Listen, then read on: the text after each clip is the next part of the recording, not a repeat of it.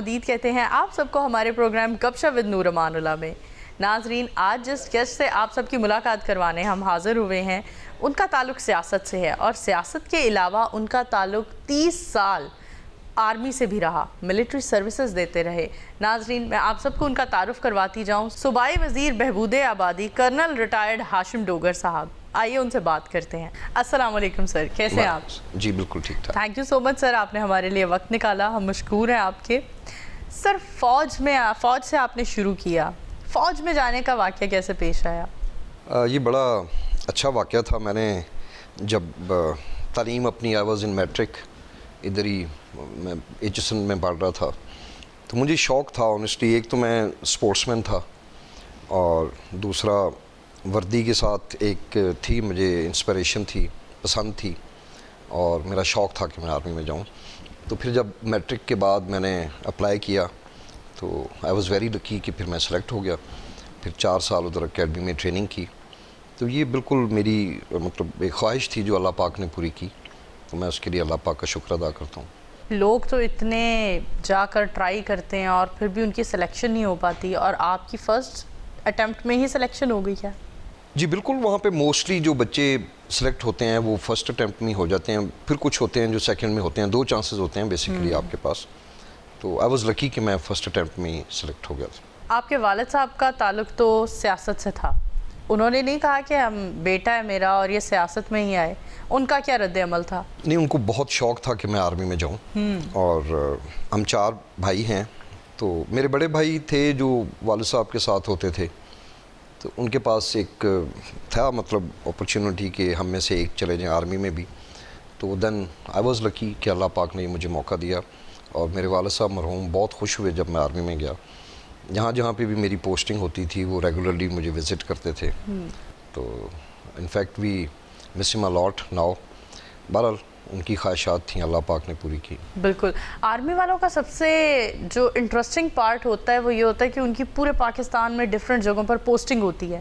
آپ نے سب سے زیادہ انجوائے کس ایریا میں کیا؟ میرا بڑا اچھا مطلب پہلی پوسٹنگ حیدرآباد میں تھی، that was a wonderful time.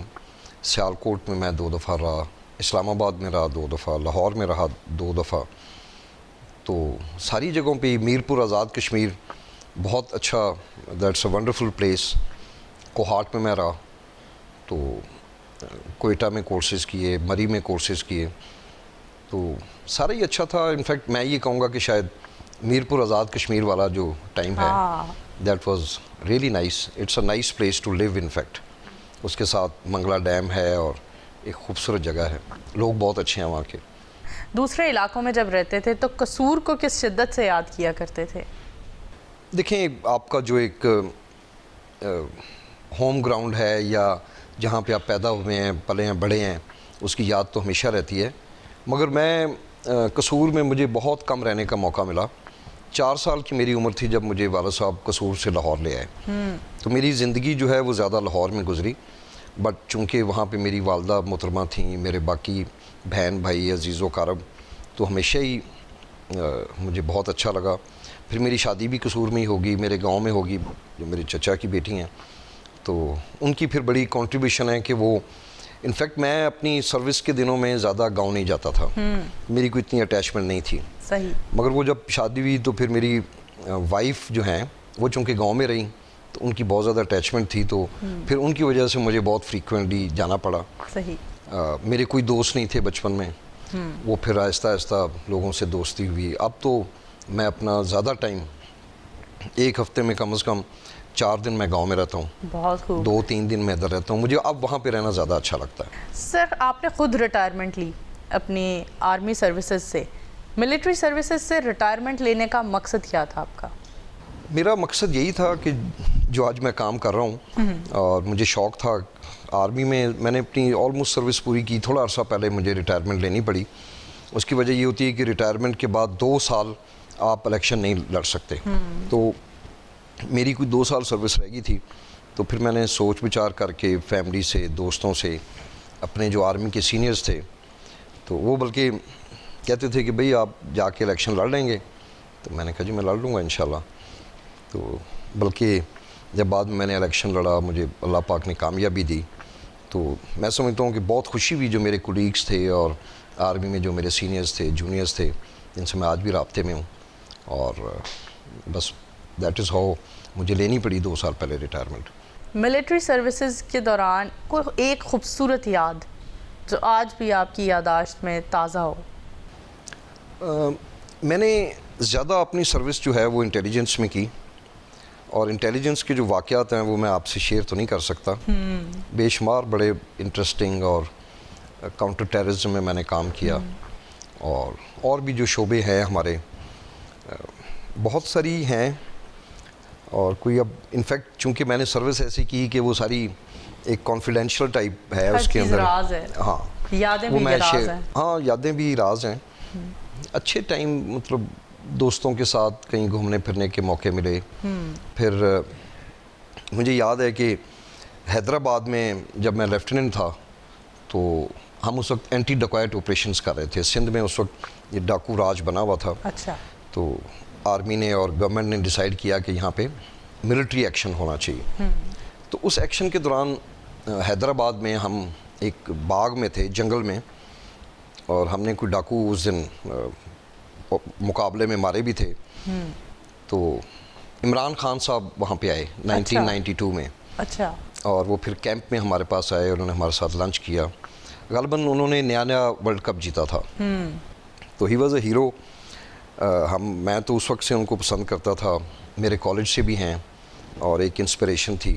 صحیح. تو ان کو جب میں نے وہاں پہ ہمارے درمیان دیکھا تو it was a great surprise. پھر انہوں نے 2-3 گھنٹے گزارے. وہ ایک یاد ہے مجھے آج بھی, ایک اچھا واقعہ تھا. جو بھی انسان پی ٹی آئی میں شمولیت اختیار کرتا ہے اس کی ایک بڑی وجہ بتاتے ہیں عمران خان صاحب. عمران خان صاحب کا ذکر ہوا ہے, لیکن اور کون سی وجہ تھی عمران خان صاحب کے علاوہ کہ آپ نے پی ٹی آئی کو جوائن کیا؟ اور کوئی وجہ نہیں تھی, صرف وجہ عمران خان, اور یہ ساری پارٹی ان کے ہی فالوورز ہیں. کئی لوگ ہوں گے جب انہوں نے یہ دیکھا ہوگا کہ عمران خان اب اوپر آ رہے ہیں, ان کا گراف, تو وہ جوائن. پالیٹکس میں ایسا ہوتا ہے. ہاں. یو آلویز دیکھیں, الیکشن ہارنے کے لیے کوئی بندہ بھی نہیں لڑتا. صحیح. تو 2013 سے پہلے ہی میرے بڑے بھائی نے اور ہم نے, مطلب میں تو آرمی میں تھا مگر بھائی نے پی ٹی آئی جوائن کر لی. ہاں. میرے بھائی نے پھر 13 والا الیکشن بھی لڑا. اس وقت کم لوگ تھے. پھر 18 کے قریب آ کے الحمدللہ ہماری پارٹی کا گراف اوپر چلا گیا. پھر بے شمار لوگ ایسے بھی آئے ہوں گے جو الیکشن جیتنے کے لیے آئے ہوں گے. بالکل. مگر میں اپنے آپ کو کلیم کرتا ہوں کہ I am the follower of Imran Khan in politics. He is the only, بالکل, میرے لیے ایک اٹریکشن ہے اس پارٹی کے لیے, اور وہ رہیں گے ہمیشہ انشاءاللہ. بالکل, اور رہنا بھی چاہیے کیونکہ ان کے جو ایمز ہیں اور گولز ہیں وہ ملک کی بہتری کے لیے. سر آپ سے جاننا چاہتے ہیں, آپ نے ملٹری سروسز کی, کتنا عرصہ ملٹری سروسز دی ہیں آپ نے, اور جب آپ نے جوائن کیا, کیونکہ ہم نے تو alpha Bravo Charlie type dramas دیکھے ہوئے ہیں, تو ہم اور باقی دیگر لوگ جو سولینز ہیں بہت انجوائے کرتے ہیں آرمی والوں کی لائف دیکھ کر کہ بہت اسٹرکٹ ہوتی ہے اور رولز کو بہت فالو کرنا ہوتا ہے. آپ نے کس حد تک انجوائے کیا؟ بہت زیادہ. آج جب وہ لمحے گزر گئے اور وہ یاد آتے ہیں, وہ آپ الفا براوو چارلی کی بات کر رہے ہیں, تو یہ غالباً ان دنوں میں نئے ہم پاس آؤٹ ہوئے تھے. ہاں. میرے 1-2 اپنے کولیگس ہیں جنہوں نے اس میں کام کیا. اچھا. شارق ہے میرا ایک دوست, وہ ریٹائرڈ ایز اے کرنل, وہ بھی اس میں تھا. صحیح. تو بڑی ایک زبردست انہوں نے ڈپکٹ کی تھی اس وقت جو اکیڈمی لائف ہے. پاکستان ملٹری اکیڈمی کی ایک ایسی لائف اور کسی ادارے میں نہیں ہے. بہت ہی, it's very tough also, it's very rewarding also. آپ بہت کچھ سیکھتے ہیں اس کے اندر. ڈسپلن کی انتہا آپ کو وہاں پہ سکھائی جاتی ہے, اور یہی وجہ ہے کہ اس کے بعد لوگ, میں 1987 میں جوائن کیا تھا میں نے جونیئر کیڈٹ بٹالین کو, اور اس کے بعد 2 سال بعد پاکستان ملٹری اکیڈمی, اور اس کے بعد میں ریٹائر ہوا آ کے 2016 میں. تو یہ تقریباً 30 سال کا عرصہ ہے جو میں نے فوج کو دیا. 30 سال کا عرصہ آپ نے فوج کو دیا, اور آپ نے خود بتایا کہ وہاں ڈسپلن کی انتہا سکھائی جاتی ہے. اور پھر سیاست میں ہم جو آج کل دیکھ رہے ہیں, معذرت کے ساتھ, ڈسپلن کی دھجیاں اڑائی جاتی ہیں. تو کیسا محسوس کرتے ہیں اتنے ڈسپلن اور سسٹمیٹیکلی چل کر اور پھر سیاست میں آ گئے؟ آج کی سیاست تو آپ کے والد صاحب کی سیاست کے دور سے بھی بالکل الگ ہو چکی ہے نا؟ کچھ چیزیں ہوتی ہیں جو انسان خود ایکسپلین نہ کرے تو بہتر ہوتا ہے. میرے حلقے کی عوام یہ زیادہ بہتر بتا سکتی ہے کہ میں نے ایم پی اے بننے کے بعد یا اس سے 2 سال پہلے سے جو میں وہاں پہ محنت کر رہا تھا تو کیا میں کچھ چینج لانے میں کامیاب ہوا کہ نہیں. میں خود چلیں شیئر کر لیتا ہوں کہ الحمدللہ میں نے ملٹری لائف کو بہت حد تک میں نے یہاں پہ ایکسرسائز کیا. میں نے کوشش کی کہ میں وقت کی پابندی کروں. میں نے کوشش کی کہ لوگوں سے جھوٹ نہ بولوں. صحیح. ان کو شروع میں لوگ اوفینڈ ہو جاتے تھے, ناراض ہو جاتے تھے جب میں ان کو کہتا تھا کہ آپ کا یہ کام نہیں ہو سکتا. اب آپ یقین کریں کہ 3 سال گزر گئے ہیں, مجھے کوئی غلط کام کہتا ہی نہیں ہے. اور اس کا رزلٹ یہ نکلا, ہمارے دیہات میں جو پولیٹکس کا ایک مین میں سمجھتا ہوں حصہ ہوتا ہے وہ ہوتا ہے تھانہ کلچر جس کو کہتے ہیں. صحیح. کہ آپ اپنے مخالفوں کے ساتھ زیادتی کرتے ہیں جب آپ اقتدار میں ہوتے ہیں. تو آج اگر آپ فیس بک پہ جائیں, میرا پیج دیکھیں, میرے بے شمار مخالفین جنہوں نے پچھلی دفعہ مجھے ووٹ نہیں دیے تھے وہ ولنگلی والنٹیرلی انہوں نے میرے ساتھ شامل ہوئے ہیں اس 3 سال میں. اس میں 2-3 وجوہات تھیں. ایک, میں نے کسی کو ناجائز تنگ نہیں کیا. دوسرا, اللہ کی مہربانی سے, اور میں اپنے سی ایم صاحب کا بہت مشکور ہوں, انہوں نے ہمیں بہت فنڈز دیے فار دی ڈیولپمنٹ. جب ہم لاہور سے میں اپنے گاؤں جاتا تھا تو مجھے بہت شدت سے احساس ہوتا تھا کہ یہ لوگ بھی انسان ہیں, پاکستانی ہیں, پنجاب کے رہنے والے. بالکل. ابھی اگر اللہ کرے آپ کو موقع ملے تو آپ آ کے وزٹ کریں. کافی میں نے وہاں پہ جو رولز نہیں تھیں نئی رولز بنائیں, گاؤں دیہات کے جو مسائل تھے وہ حل کیے. خاص طور پہ میں ذکر کرنا چاہوں گا کہ ہمارے ضلع میں یہ ضلع بنا ہے تقریباً 70s میں, آج تک کوئی یونیورسٹی نہیں تھی. صحیح. تو الحمدللہ پہلی یونیورسٹی میں چونیا میں لے کر آیا ہوں, جس سے کہ میری جو بیٹیاں ہیں, بچے ہیں, خاص طور پہ تعلیم جو ہے وہ نگلیکٹ ہو رہی تھی لڑکیوں کے لیے. ایسا ہی ہے. اس کی وجہ یہ ہے کہ لڑکے افورڈ کر لیتے ہیں, وہ گاؤں سے لاہور آ جاتے ہیں, ہاسٹلز میں رہ لیتے ہیں. ہماری بہت کنزرویٹو فیملیز ہیں, بے شمار ماں باپ اپنی بچیوں کو اکیلے بھی نہیں بھیجتے. تو یہ ایک چیز ہوگی جو انشاءاللہ ٹرننگ پوائنٹ ہوگی میرے حلقے کے عوام کے لیے. تو میں بڑا مطمئن ہوں, اللہ پاک نے جتنا مجھے موقع دیا, اور میں آگے بھی اسی طرح انشاءاللہ کوشش کروں گا عوام کی بے لوث خدمت کرنا. یہ اٹس اے گریٹ بلیسنگ, بہت بڑا اعزاز ہے. میں سمجھتا ہوں کہ آپ پنجاب کی جو کیبنٹ ہے یہ تقریباً 35-36 لوگوں میں ہیں. بالکل. تو 12 کروڑ عوام میں سے اگر آپ ایک صوبائی وزیر ہیں تو میں سمجھتا ہوں کہ یہ اللہ پاک کی ایک بہت عظیم بلیسنگ ہے آپ کے اوپر. بالکل. تو نو ڈاؤٹ. اس کو آپ کو ریٹرن کرنا چاہیے اپنے حلقے کی عوام کو, بلکہ پورے صوبے کے لیے جو کام آپ کا ہے وہ آپ کو کرنا چاہیے. No doubt.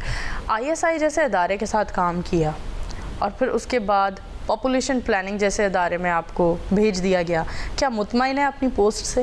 میں بالکل اور بہت زیادہ مطمئن ہوں. میں نے انیشلی جب مجھے یہ ڈپارٹمنٹ دیا گیا تھا تو میں خود بھی کافی میری سمجھ میں نہیں آ رہی تھی, کیونکہ اس کا تعلق ہے میڈیکل فیلڈ سے. مگر جب میں نے اس کام کو سمجھا تو آپ یقین کریں, میں سمجھتا ہوں کہ یہ جو ایشو ہے this is mother of all the issues. آپ کی ہر چیز, آپ کی ترقی ہو ہی نہیں سکتی اس شرح اضافہ کے ساتھ. صحیح. جس اضافے سے ہم بڑھتے جا رہے ہیں, کیا آپ مجھے بتائیں ممکن ہے ہماری گورنمنٹ کے لیے کہ ہم ایک دن میں 7 نئے اسکول بنائیں؟ بالکل نہیں. 7 نیو اسکولز, میرے خیال ہے USA بھی نہیں بنا سکتا. ایسا ہی ہے. مگر آج جس اضافے جو آپ کی شرح ہے, آپ کو روز نئے 7 اسکول بنانے چاہیے, ہاسپٹلز بنانے چاہیے, جابز. 30 لاکھ لوگوں کا اضافہ ہو رہا ہے پنجاب میں ہر سال, 3 ملین. اور یہ اگر اس کو نہیں روکا گیا, اس کو کنٹرول نہیں کیا گیا, تو ایکسپیکٹڈ یہ ہے کہ 2047 پنجاب کی آبادی تقریباً 24 کروڑ ہو جائے گی. آپ آج مہنگائی کا رونا روتے ہیں, آپ پریشان ہیں, گندم پوری نہیں آ رہی, چاول پورا نہیں آ رہا, تو یہ کیا وجہ ہے؟ آپ 25 کروڑ کو کیسے دیں گے؟ ان چیزوں کو سر مینیج کرنے کے لیے آپ کا ادارہ کیا کام کر رہا ہے؟ ہم نے کافی الحمدللہ, میں یہ نہیں کہوں گا کہ میرے سے پہلے لوگوں نے کام نہیں کیا, مگر میں نے آ کے تو کوشش یہ کی کہ میں اس کے اندر کوئی تھوڑا بہت اس کو انرجائز کروں. اس کے لیے again I am thankful to my honourable chief minister. میں نے ان سے جو چیز مانگی انہوں نے مجھے وہ مہیا کی. کبھی ایسا نہیں ہوا کوئی ریسورسز کی کمی. ہم نے اپنا بجٹ پچھلے 3 سال میں 4 گنا بڑھا دیا ہے. صحیح. اس کے علاوہ پرائم منسٹر صاحب نے اس کی افادیت کو سمجھتے ہوئے انہوں نے پریزیڈنٹ آف پاکستان کے انڈر ایک بہت ہائی لیول ٹاسک فورس بنایا ہوا ہے جس کا میں بھی ممبر ہوں. ہم اس کے اوپر ایک اسٹریٹجی اڈاپٹ کر رہے ہیں اور I am thankful to the honourable president also کہ ہم نے جو کام پچھلے 2-2.5 سال میں کیا اس کے لیے پریزیڈنٹ آف پاکستان نے مجھے اور میرے ڈپارٹمنٹ کو انہوں نے اس چیز کو ریکگنائز کیا. ہمیں انہوں نے ایک باقاعدہ لیٹر لکھ کے انڈورس کیا اور شاباش دی اس محکمے کو. اس محکمے میں جو خاص کام ہم کرنے جا رہے ہیں اس کے لیے ضروری تھا کہ ہم لوگوں کا مائنڈ سیٹ چینج کریں, بالکل ان کو ایجوکیشن دیں.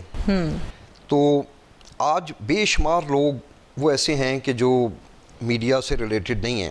ہاں, تو ان لوگوں کو کنونس کرنے کے لیے ہم نے کوشش کی ہے کہ ہم اپنے علماء حضرات کو 52,000 مسجدیں ہیں پنجاب کے اندر, صحیح, ہم اس ہر مسجد کے ممبر کو انشاءاللہ استعمال کریں گے لوگوں کو موٹیویٹ کرنے کے لیے. صحیح, ہم یہ تو دیکھتے ہیں کہ ماں باپ کی کیا فرائض ہیں آپ کے اوپر.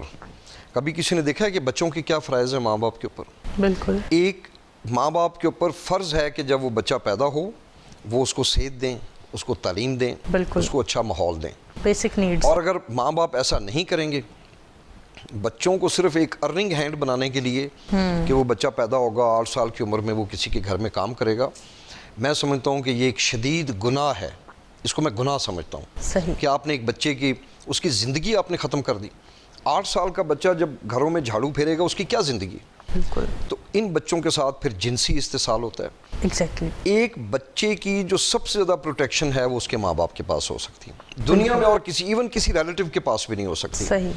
تو ماں باپ اگر بچوں کو پیدا کرتے ہیں پھر ان کی ذمہ داری بھی لیں, ان کو ہر قسم کی سہولت. تو اگر نہیں کر سکتے تو پھر وقفہ پیدا کریں. بالکل. یہ تو قرآن پاک میں حکم دیا گیا ہے کہ جناب اپنے بچے کے فرائض آپ دیکھیں. اب ان چیزوں کو ہم ایک باقاعدہ ایک بکلیٹ بڑی زبردست اس پہ کام ہو رہا ہے, اگلے چند دنوں میں ہو جائے گا.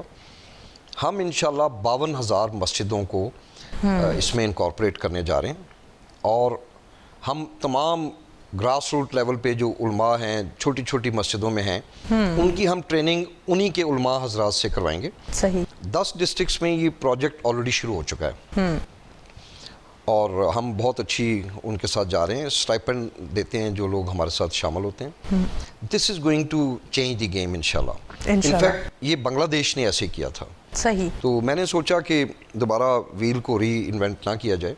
دنیا میں وہ ممالک جنہوں نے اس معاملے میں کچھ اچھا کام کیا ہے, ہاں, تو اس میں بنگلہ دیش, ایران اور کافی سعودی عربیہ, وہاں پہ علماء حضرات نے لوگوں کو موٹیویٹ کیا. صحیح. تو ہم اس طرف جا رہے ہیں انشاءاللہ. اسی بات کے ساتھ چلتے ہیں بریک پر, ہمارے ساتھ رہیے گا.